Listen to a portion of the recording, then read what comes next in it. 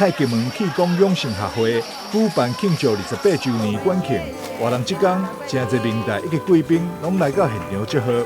有立委参选人王家珍以及姚振宇，拢留落来，甲太极门师兄师姐做伙冲关同乐。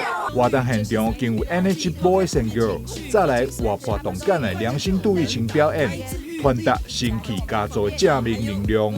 多洗手，多防范，还要多运动，多喝温开水，促进新陈代谢，多欢喜，快乐就用上好力。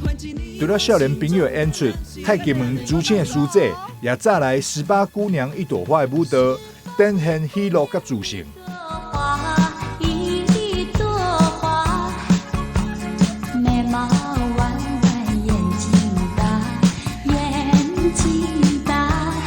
除了动态表演，太极门台南道馆也邀请医师林志工前来分享健康的知识，提醒民众预防性治疗的重要性。想问大家，人生的最后10年哦，大家会设定到多少岁？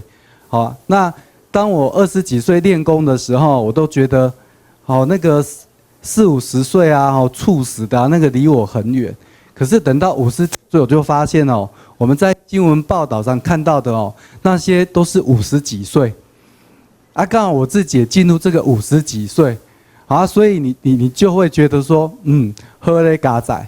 活动最后，主办单位也邀请所有来宾做伙行良心灯桥，向前明灯引路，和参加馆庆活动的朋友做伙留下美好回忆。记者张世伟采访报道。